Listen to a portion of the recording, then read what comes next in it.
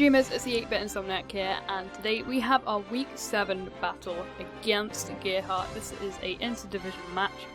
The second time around, I have brought a slightly different team, as you can see. If you watched my team building video, I went through that. All the sets kind of not thoroughly, like I kind of explained my reasoning behind them. You're going to see Heliolisk do, well, you're going to see Heliolisk appear in this match. Or maybe not. But he's going to be bringing Lopunny, Registeel, Mence, Clefable. I had a mind blank there, I don't know why I couldn't remember what Clefable was called. Yanmega and Victini. I kind of expected all of these things but the Yanmega, considering how many rock setters I have. So that kind of threw me off a little bit. But regardless, let's get into the match. So I am going, well, first of all, he's gonna issue a challenge. If my freaking recording would load that. So GearHart is issuing a challenge and I'm gonna leave my Infinite. Because he usually always leads off with Lopunny. So I wanted to get the fake out off on the Lopunny. But he's actually gonna withdraw his Victini, which is very interesting. Maybe he was scared of like Scarf's Stone Edge, which wouldn't have killed Victini because it's a Victini. So he's actually going to switch out into Mence, and straight away I think this is bulky Mence because that literally did nothing. I am adamant. So I'm going to go for Taunt in case he is bulky setup Mence. But he goes straight for the Dragon Pulse. So that reveals to me that he's not set up, he's more of a defensive variant, which is interesting.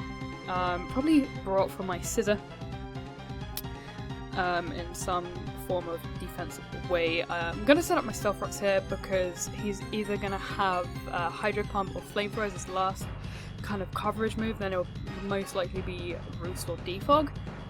So seeing Hydro Pump means he may not have Flamethrower to hit Scissor, which is interesting. So now I'm going to go into my Latias.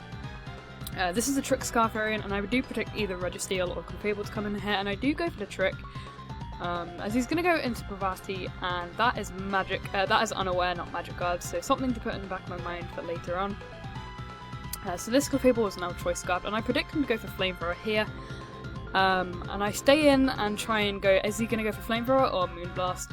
Moonblast wouldn't have killed me regardless, because Latias is naturally bulky, so he does predict me to go into Scissor now. And goes for the Flamethrower. Obviously that's not going to do much to Latias, and after lefties I'm basically up to full again. But I'm actually going to make the aggressive switch here and go into Scissor, predicting him to switch out into Registeel or something else. Because I know he's not going to stay in and keep Flamethrowing against Latias, because that's just silly. So here's the Scissor in on the Registeel, and I'm going to go for the safe superpower. I've got no reason to over-predict. If he wants to go into Mence, that's fine. It's going to take rocks damage, plus a little bit of chip from the superpower. So he does end up withdrawing this Registeel, wanting to save it for later, I guess. Probably to help the Heliolisk, maybe. But he's going to go into Mence and get off the Intimidate as I go for the superpower. After rocks, it's not going to appreciate it, but I actually end up getting a crit. Which is nice. I don't think it really particularly puts any kind of pressure on GearHart, considering that I'm at -2 attack now, and he can just roost up this turn and threaten me out with a Flamethrower, but I'm pretty much guaranteed, I'm pretty much like, I think he just doesn't have Flamethrower at this point. He's either going to have Defog or Roar as his last move. So I'm going to go into Regirock here, making the offensive play. I can take a Hydro Pump. I specifically EV'd this so I can live a Hydro Pump and a Focus Blast from Mence and Victini, also a High Jump Kick from Lopunny. So I'm going to go for the Rock Polish here in case he wanted to go for the Hydro Pump, because that would have been lovely to activate my weakness policy then and there. So I'm at +2 right now. I outspeeded his entire team bearing a Choice Scarfer. And I go for the Iron Head, and it doesn't quite kill because I am not adamant Regirock, which is really annoying. This is fully physically defensive Fable. So I'm just going to keep going in and going for Iron Heads because he's going to run out of Moonlights eventually. I didn't want to get greedy and go for another Rock Polish, but it turns out he flinches this turn, which is actually pretty nice, so I didn't have to keep staying in and PP stalling him out of Moonlights. So Clefable's down now, which is really nice. And he's going to go to Victini, which means he's probably Choice Scarfed. And he did outspeed, so that does confirm he is Scarfed. I'm going to go for Focus Blast, and here this crit matters. I live, yes, that's nice. But now what it means after this Victini goes down is that Lopunny can come in afterwards and revenge me with a Fake Out, which is kind of really annoying. Because if he hadn't have got that crit, Regirock would have swept him then and there. Although he did have the Yanmega in the back, and if that had Protect, maybe he would have outsped me. But if he had Protect, then I probably would have just Rock Polished on the same turn, so... it was all very situational, but Regirock probably just would have swept then and there, so here's Lopunny going for the Fake Out. I didn't have a safe switch into this, so I decided to just let Regirock go down, getting 2 kills! So Regirock putting in some work there. And so I can now go into Scissor and throw this thing out. I really don't think this thing has Fire Punch. So he's going to switch out probably into his Registeel or his Mence. And I take this as an opportunity to set up. So after Rocks, he's going to be at like 75%. I go for a Sword Stance, and now I'm at +1. A Bullet Punch won't kill at +1 if this is fully physically defensive. So I have to get to +3, basically, if I want to kill this thing. And it reveals that he does not have Flamethrower, which is really good for me, which his last move must have been Defog, because he didn't roar me out, so I'm gonna get to +3. And I click Bullet Punch here, but he makes a really smart play and actually preserves this. He's gonna go out into Registeel.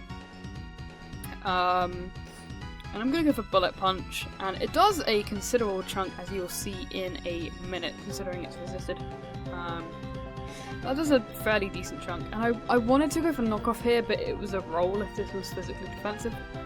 And I didn't want to risk it in case he had something to hit me, or if he had Thunder Wave, so I have to go for Superpower here. Obviously that's going to take it out, because I didn't see a Troupple Berry, obviously he was leftovers, so... no Troupple Berry counter shenanigans. So now I'm at +2 attack, and then he's going to come back into Mence and drop me down to +1 again, which was a really good series of good plays by GearHart. And here I decide to stay in and go for Bullet Punch.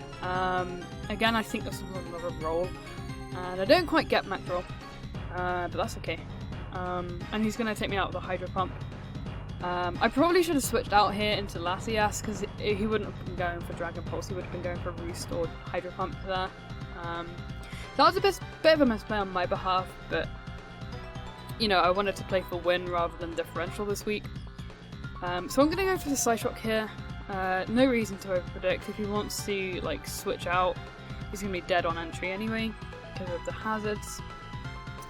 And now we're sitting pretty. He's only got Mega Lopunny and Yanmega left. And we've got to be really careful with that Yanmega in the back, because if it gets up too many speed boosts, I may or may not lose, depending on its spread. So I'm going to switch out, not wanting to take a combination of Fake Out and Ice Punch, because if it's Adamant, he'll most likely kill me. Plus bearing crit chances and stuff like that. So I'm actually going to switch out and go into my Vaporeon. I was scared of this being substitute, so I'm going to go for the Baton Pass here. But he actually... Oh no, I do go for the Scald here, actually. As he switches in Yanmega, which was a bit odd. I don't agree with that, and I go for Scald here. As I actually get a crit and end up taking it out. But it was a roll regardless, so I'm not too sure that crit mattered. Plus it was Life Orb, so it would have died next turn anyway, as I set up a Wish. So I don't agree with that play that GearHart made there, but it is what it is. And he comes back into Mega Lopunny. And I'm going to go for Baton Pass here in case he wants to go for High Jump Kick rather than Fake Out. But he actually ends up going for Sub, and that scared me a little bit. But luckily I'm going to get out of there into an offensive threat that can break its Sub, obviously being Latias. So out comes the Red Space Stick. And he's going to reveal he has Iron Tail. This set was for Florges, I assume. And that's going to do almost half, and that reveals to me he does not have Ice Punch, which is so good for me, because it means he won't be able to take me out next turn. Bit of an interesting set. fake out sub. Personally, I would have had baton pass sub with drain punch rather than high jump kick. Sub and high jump kick is just a suicide mission waiting to happen. It's not going to take me out, and I connect with the Sly Shock and finish off the Lopunny, securing me a 2-0 victory in my favour. Was it a 2-0? It could have been a 3-0, I don't remember. It may have been a 3-0 actually, because I still have Heliolisk left in the back, which is really funny. Heliolisk did nothing all game, despite me bringing it this week, which is really, really sad. I wanted it to do something, but unfortunately that was not the case.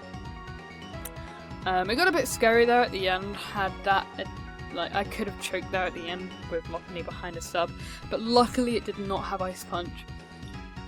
And Heliolisk was not Scar, so it wouldn't have outsped it regardless. So, but anyway, that was the match. I hope you guys enjoyed, and as always, I'll see you in the dream world. Peace out.